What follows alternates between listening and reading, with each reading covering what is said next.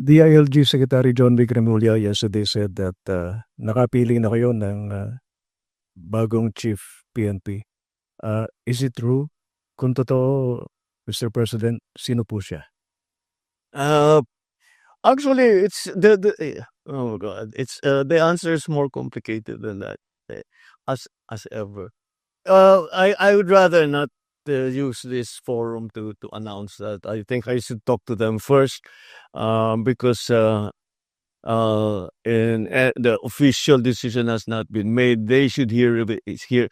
Whoever it is should hear about it first from me, not through the news. But yes, we're very clear on what we're going to do next. Clarify ko lang po, Mr. President. May napili na po kayo? May napili na po kayo? Mm. Meron na po. Talking about peace and order, security, Mr. President, ano po yung magiging marching orders niyo doon sa bagong chief PNP? Especially na gusto niyo i-intensify yung police visibility sa mga kalye. Well, what will I tell the new chief PNP? The new chief PNP is a very senior officer in the PNP. He knows the situation, and I will actually tell them, carry on what you are doing, because we have very good statistics concerning crime. And for example, there's a report here: Metro Manila crime rate is down by 23% in 6 months. If we are going to look here at the crime result at the national level, where are the index crimes? Eto. From the period of last year, same period last year, ito na lang, focus ka kasi ayokong basahin lahat.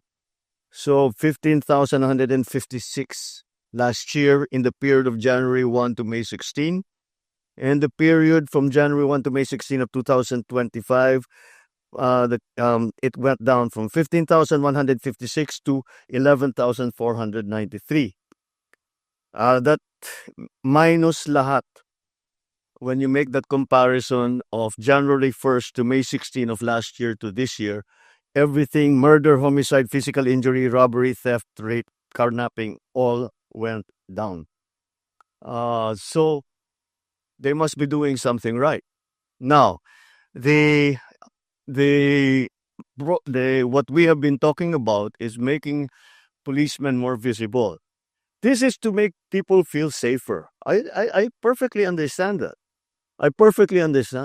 That basta, kahit papaano may pulis dyan, may umiikot dito na pulis, konting sigaw lang, tatakbo na yan.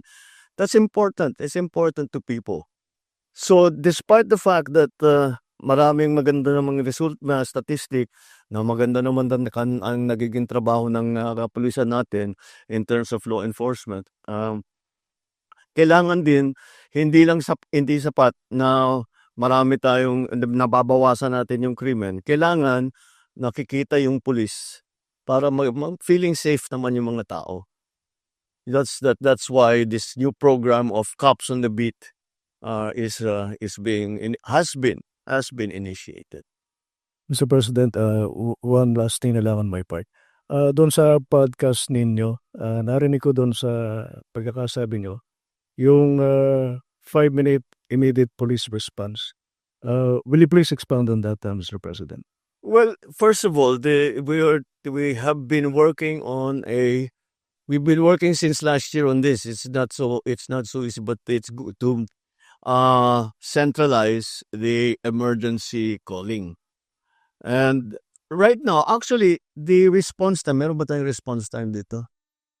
Yung response time natin bumaba na rin, especially in the urban areas. Siguro, of course, wala, there's no, but there are no statistics here. No. So we're trying to centralize the emergency calls. So pag tatawag ka ng emergency, whatever, tapos isa lang yung number. Kasi bawat bayan, halos bawat probinsya may sarili. So we'll centralize it para maging mas mabilis at diretso ka agad makadispatch siya ng pulis pagka may problema, kapag may gulo. So we're hoping that at least in the urban areas, that we're hoping 5 minutes. That's the aspiration once again. I hope. I think naman if we have the cops on the beat and they're in good direct communication with their dispatchador, then that will be the system that will be a good quick response. Pero kailangan mabuong system. One of the problems with the emergency call system is the statistic that about 70% are prank calls. So that's why we have to see how we can minimize that.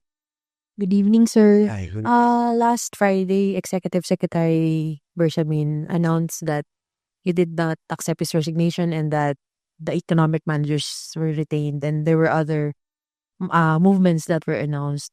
The Executive Secretary also said that there would be new announcements on movements by tomorrow. Would you like to share with us?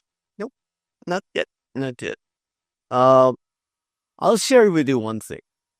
That as we were doing the performance review, and when we see shortfalls in performance, I don't leave it at that. I look and ask, why is that the case? And that is why we asked all the heads of agencies to also submit their courtesy resignations, because we have to look at deeper, not just look at the secretary. The secretaries, I think, to all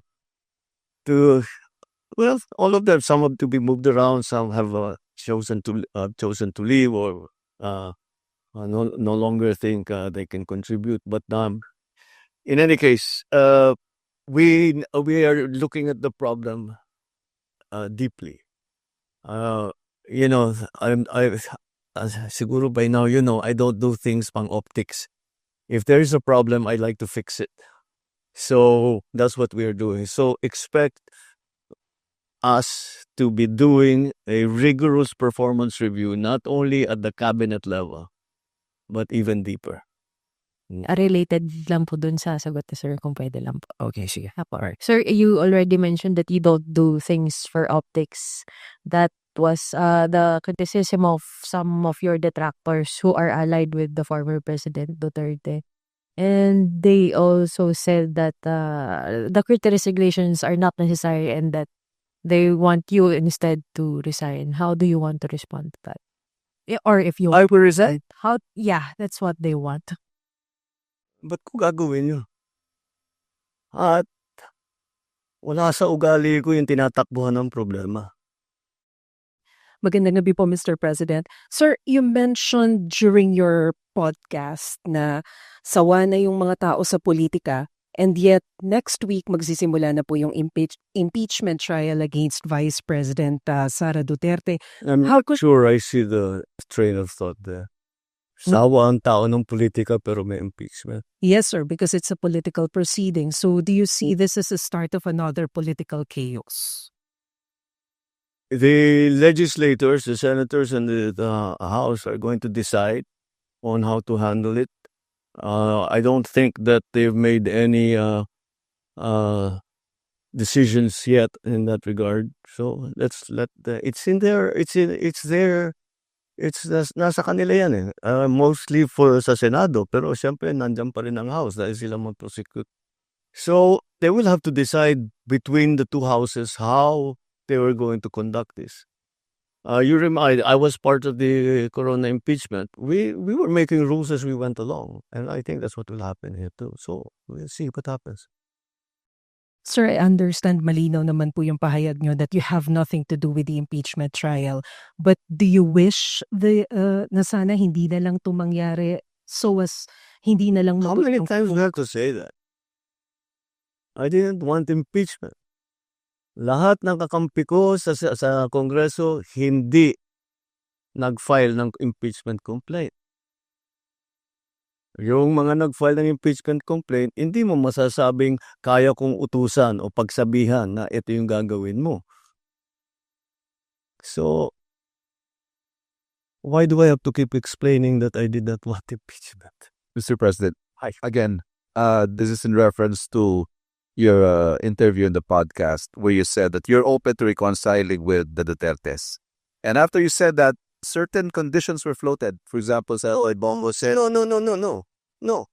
That's not how reconciliation works. You don't put conditions to reconcile.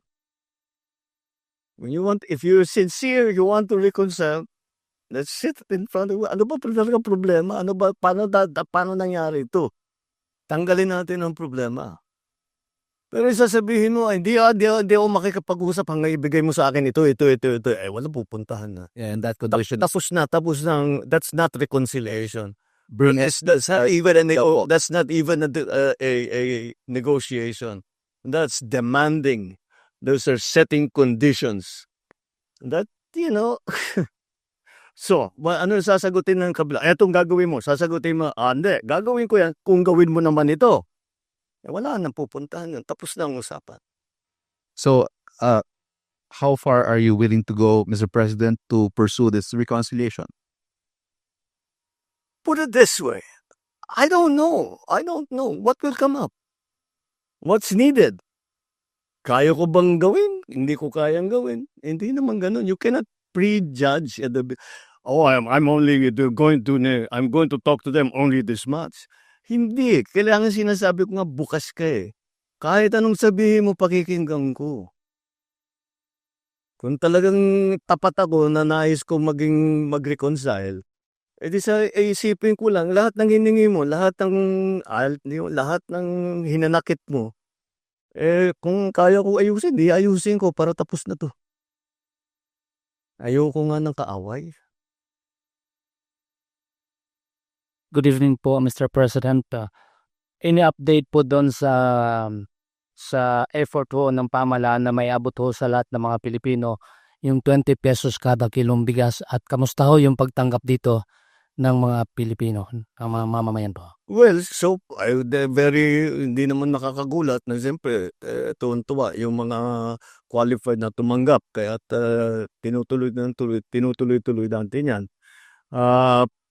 Yung mga nagsasabi, hindi, ano lang yan, medyo, ano